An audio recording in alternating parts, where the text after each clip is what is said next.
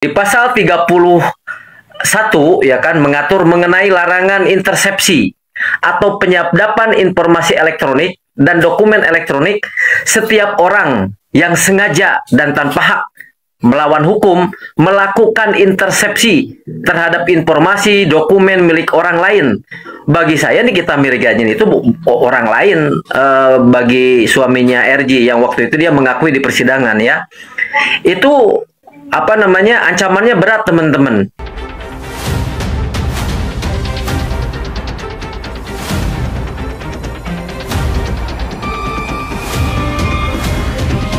Kak Acil, silakan Kak Acil.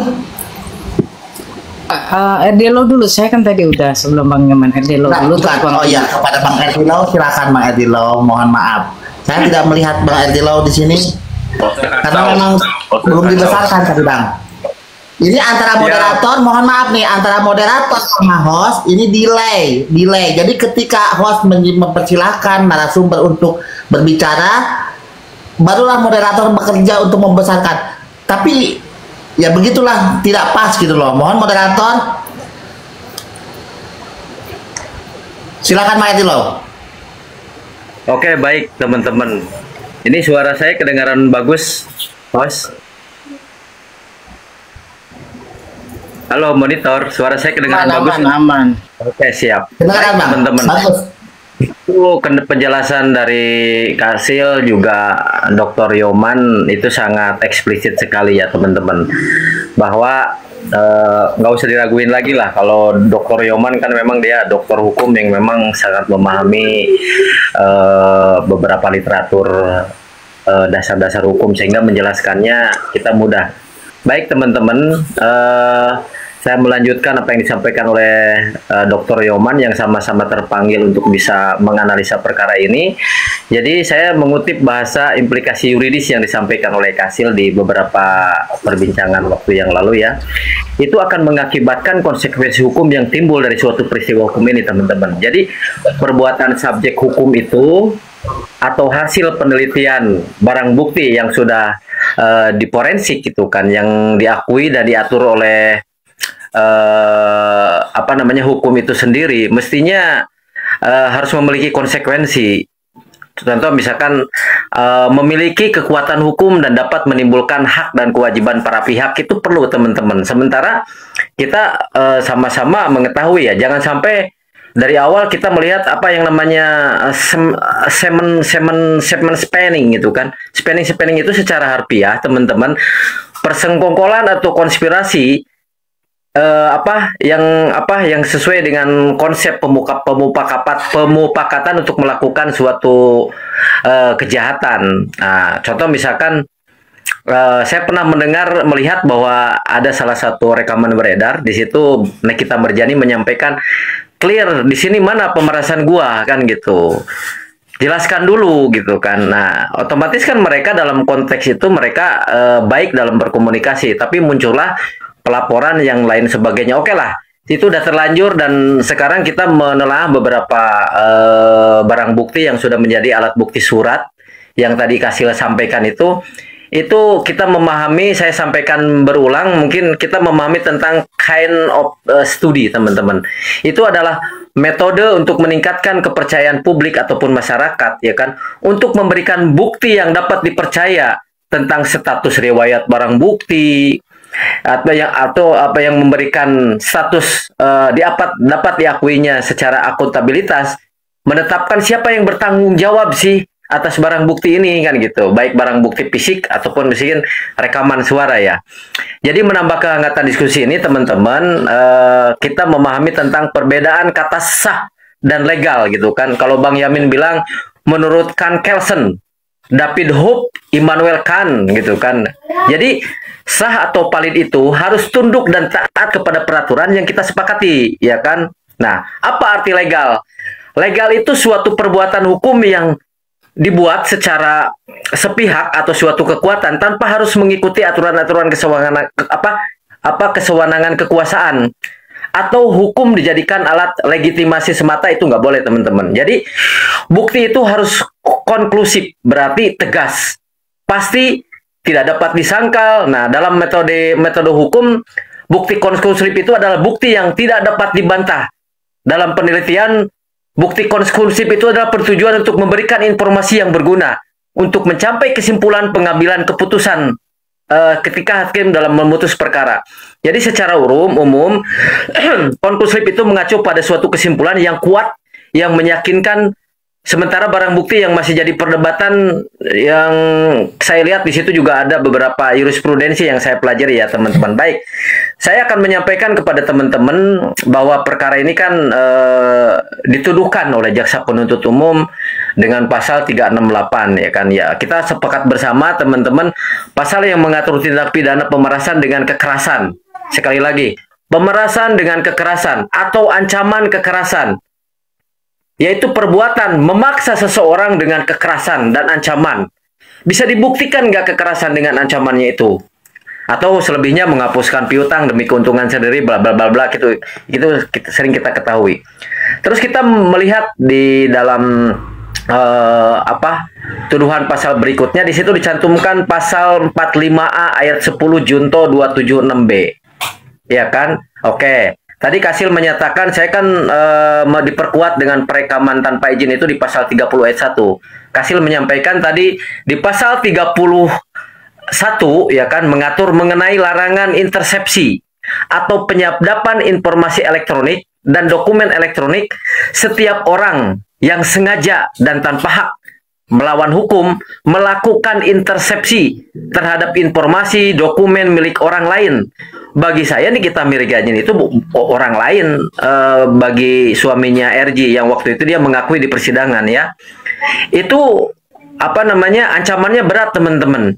Ya, bagi orang yang tanpa hak merekam dengan sesuai pasal 31 yang disampaikan oleh Kasil itu penjaranya maksimalnya 10 tahun.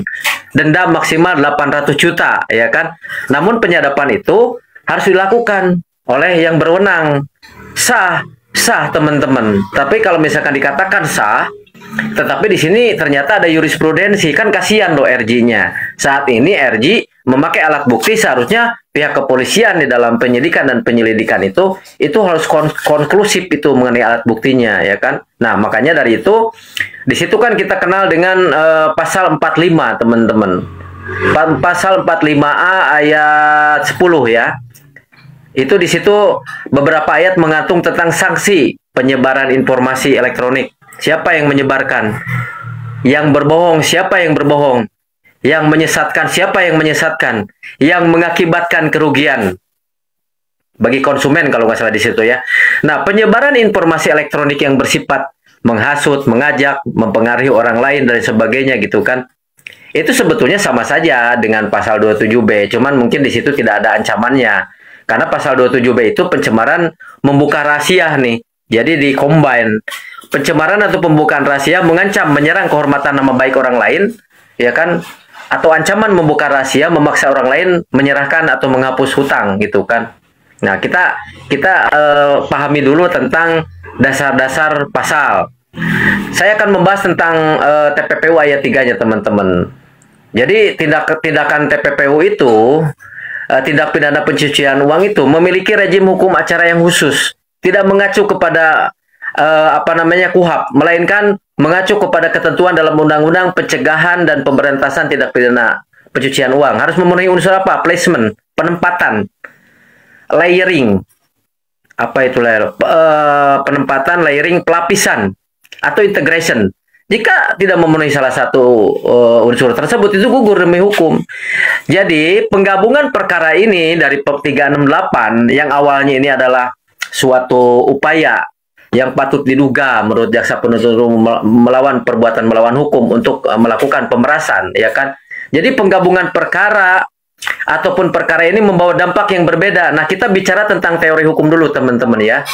Jadi tidak langsung mengacu kepada kasus atau kita melihat ketentuan dalam pasal 69 Undang-Undang Pencegahan Pemberantasan Tindak Pidana Korupsi.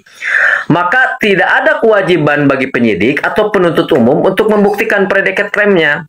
Saya sepakat itu. Jadi terlebih dulu dilakukan penggabungan, maka harus dilihat dulu ketentuan pasal 79 Undang-Undang Tindak Pidana Pencucian Uang. Jadi penggabungan perkara ini, tindak pidana pencucian uang harus equal dengan predikat crime.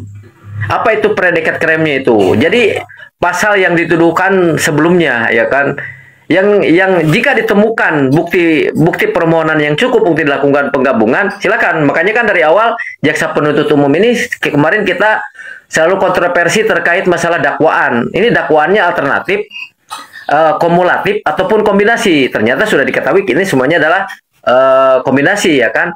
Jadi pencucian uang itu harus dibuktikan bersama-sama sehingga ketentuan dalam pasal 69 Undang-Undang Pencegahan Korupsi itu pencegahan pemberantasan tindak pidana pencucian ini harus secara hukum tidak berlaku lagi karena tidak berlaku. Kenapa tidak berlaku, Bang Edi? Karena sudah diputuskan untuk melakukan penggabungan penyidikan penuntutan antara tindak pidana asal, predikat krim tadi itu kan, dan tindak pidana pencucian. Nah, siapa yang akan membuktikan nanti?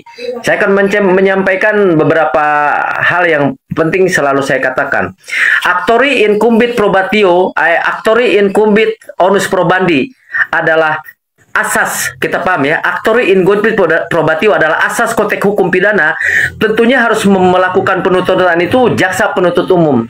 Sehingga jaksa penuntut umumlah yang diwajibkan membuktikan kesalahan terdakwa, itu Nikita Mirzani. Ya, kelanjutan dari asas actori incumbit onus probandi adalah actore non probante, reus absolvitur. Jadi apabila jaksa penuntut umum tidak bisa membuktikan actore incumbit onus probante, artinya dalam perkara ini jaksa penuntut umum tidak bisa membuktikan nih actore non probante itu terdakwa harus diputus bebas, reus absolvitur. Nah, pembuktian yang sudah kita lihat bersama teman-teman dari alat bukti rekaman. Alat bukti rekaman yang sudah kita ketahui, Erdelo yang mengatakan itu alat bukti ilegal. Saya punya jurisprudensinya. Sesuai ketentuan Undang-Undang ITE pasal 5 ayat 1 ayat 2. Ya, dan sudah dibuktikan dalam penyampaiannya oleh Ketua Mahkamah Konstitusi dan Ketua Mahkamah Agung dalam menyampaikan kepada publik diterimanya pengajuan PK dari Setia Novanto yang melakukan korupsi 2,4 triliun. Ini cuma 4 miliar, teman-teman.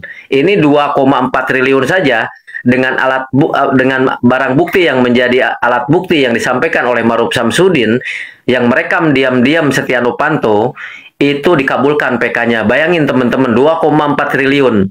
Dan saya akan mengacu ke situ gitu. Nah, nanti mudah-mudahan teman-teman dalam diskusi ini bisa membuka hati nurani hakim ketika ada ketidaksesuaian alat bukti yang saya jelaskan secara eksplisit di awal pembicaraan ini. Oke, sekian, mungkin bisa dilanjutkan sama teman-teman.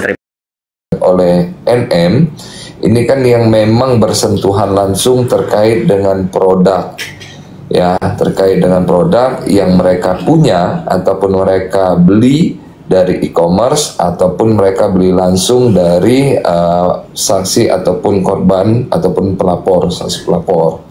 Nah, disinilah ini sudah masuk kepada ranah proses hukum juga, yang dimana saksi yang dihadirkan oleh NM itu sudah melaporkan ke pihak kepolisian terkait dengan produk yang memang dipunyai ataupun yang dipegang oleh saksi yang dihadirkan oleh NM di persidangan kemarin. Nah, makanya saya pun di sini menyampaikan kepada teman-teman bahwasanya itu sudah langkah tepat yang dilakukan. Karena tidak mungkin kita hanya berteriak bebas, bebaskan Ami, bebaskan Nikita, kalau proses hukumnya ini masih terus berjalan. Nah, karena ini menyangkut marwah dan juga lembaga, institusi, negara. Ada 2 lembaga di sini, yaitu sebelumnya dari tahapan proses penyidikan yaitu Polri sendiri, dan sekarang sudah masuk ke ranah kejaksaan.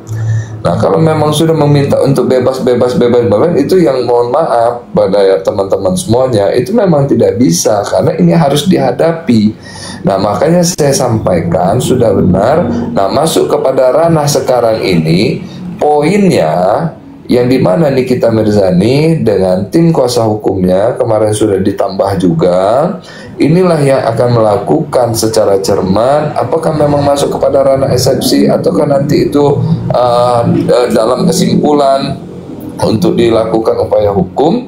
Akan tetapi ingin saya juga menambahkan di sini bahwasanya adapun 5 ataukah 6 saksi yang sudah dihadirkan oleh pihak JPU, baiknya pihak NM haruslah menambah saksi ahli yang akan dihadirkan nanti. Makanya kalau memang saksi ahlinya untuk ditambah, pastinya ini yang akan mengkanter apa yang disampaikan ahli yang sudah dihadirkan oleh JPU. Nah, makanya saya sudah juga jelaskan di sini, saya meminta kepada timnya daripada NM untuk memasukkan ya dokter psikologi, dan juga kalau memang ada ahli kepribadian di Indonesia ini, silakan untuk dihadirkan juga, ditambah daripada Komdigi dan juga Badan Sandi Negara. Yang dimana Badan Sandi Negara ini apa yang tidak bisa dilakukan ya, yang dimana saya kasih contoh saja yang disampaikan oleh ahli yang sudah dihadirkan oleh pihak JPU, percakapan di dalam rekaman ataupun komunikasi yang dasar awal daripada BAP itu yang sudah terhapus, tidak bisa diderek lagi, tidak bisa dipulihkan maksudnya. Nah, apabila saksi yang dihadirkan oleh NM ini bisa menjelaskan secara berbeda dan terbalik, bahwasanya apa yang percakapan itu yang memang mungkin sudah dihapus sebelumnya, sehingga perkara ini bisa naik tahapan proses P21 di kejaksaan.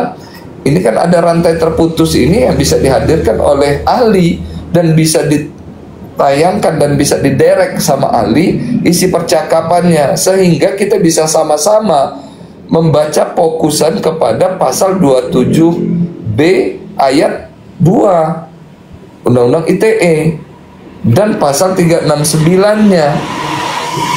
Yang dimana berbunyi di situ kan ada pemerasan, ancaman pemerasan, ancaman yang membuka rahasia untuk mencari keuntungan pribadi. Nah, jadi poinnya kita juga bisa korelasinya ke sana. Di dalam percakapan itu apakah ada unsur pemerasannya, ataukah hanya komunikasi untuk endorse supaya untuk menutup mulut daripada Nikita Mirzani dan tidak mereview produknya daripada DRG yang buruk-buruk. Nah, itu kan ada asas kausalitas, maksud saya yang memang sebab dan akibat yang harus ditimbulkan. Makanya juga saya sampaikan di sini apa tadi itu contoh yang disampaikan oleh Pak Yoman, yang dimana saya contohkannya begini teman-teman ya. Ada seorang perempuan dan ada seorang laki-laki. Tiba-tiba perempuan ini minta uang kepada seorang laki-laki. Laki-laki ini merasa dia diperas sama perempuan ini. Setelah dicek di KUA, mereka sah suami istri. Apakah seorang laki-laki ini bisa menuntut istrinya terkait dengan uang itu? Secara mereka suami istri. Si perempuan minta uang sama si laki-laki, ini kan sah. Nah, sekarang saya juga jelaskan, ada seorang perempuan, komunikasi kepada perempuan juga untuk berkaitan suatu produk yang dugaan daripada pemiliknya ya ada sesuatu hal yang memang belum dilengkapi berkaitan dengan legalitas daripada produknya. Nah, ini kan awal sumber komunikasinya kan dari sana. Setelah sudah diterbitkan oleh BPOM bahwasanya menyatakan ini adalah ilegal dan tidak standar daripada BPOM, berarti apa yang disampaikan oleh Nikita Mirzani itu fakta. Bahwasanya produk itu memang overclaim, tidak sesuai standar daripada komposisi. Makanya ini kita fokusnya ini kan kepada pasal 27B dan juga pasal 369-nya. Nah, kalau memang adanya keuntungan, ya, adanya keuntungan, sekarang ini yang memberikan uang itu apabila di review baik, dia mendapatkan keuntungan tidak untuk menjual produk itu. Nah, Nikita Mirzani dia mendapatkan keuntungan, memang menerima uang, tapi dia tidak boleh mereview yang buruk-buruk. Sementara yang memberikan uang itu mendapatkan keuntungan atau tidak apabila tidak direview buruk oleh Nikita Mirzani? Mendapatkan keuntungan karena dia akan lebih meledakkan omsetnya untuk berjualan. Betul. Betul. Nah, Betul. jadi kita fokusnya ke sana, teman-teman ya. Jadi makanya saya sampaikan kepada di room yang luar biasa ini, terlepas daripada yang ngintip-ngintip dan juga yang ikut sekarang ini, kita fokus juga kepada saksi ahli yang akan dihadirkan oleh NM. Misalkan ahli psikologi ditambahkan untuk didatangkan nanti itu, dan akan dilihatkan raut mimik mukanya daripada si pemberi uang apabila dia merasa diperas. Dilihat daripada mimik mukanya, sifat tingkah lakunya, apakah dia memberikan uang 4 miliar itu dalam kondisi tekanan, paksaan, ancaman, intimidasi, kan akan kelihatan. Bagaimana gestur tubuhnya orang yang memang merasa diancam, bagaimana psikologinya orang yang memang merasa terancam itu. Apakah orang yang merasa terancam itu dengan cara live, ataukah orang yang merasa terancam itu dengan cara joget-joget, ataukah sebaliknya menutup diri, tidak mau bertemu dengan pihak asing, apalagi bertemu dengan kamera. Nah, ahli kepribadian, kenapa saya minta juga, apakah dengan uang yang sudah dikeluarkan itu memang sudah dianggap biasa, karena berkaitan dengan psikologi tadi. Nah, kalau memang sudah dianggap biasa, ya wajar saja kalau memang perkara ini abscorrible dari awal. Nah, jadi maksudnya disinilah salah satunya yang memang harus juga dilakukan upaya untuk Komdigi, baik itu percakapan yang memang sudah dihapus dan dinyatakan tidak bisa diderek, apabila Badan Sandi Negara sudah dipinta dan mau hadir, bisa dibuka sama Badan Sandi Negara. Ya mohon maaf, siap-siap aja para oknum-oknum ini semua. Nah, jadi bukannya kita karena kita apa sih sesuai daripada TAP MPR, karena kita sayang dengan penegakan hukum di Indonesia ini. Bukan berbicara masalah pribadi, kami tidak kenal. Dan kami juga sering, belum pernah juga untuk duduk bareng ngobrol dengan NN untuk meminta makan atau enggak pernah.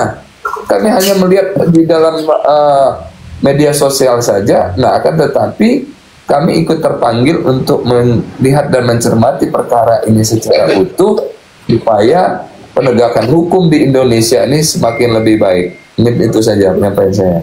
Terima kasih.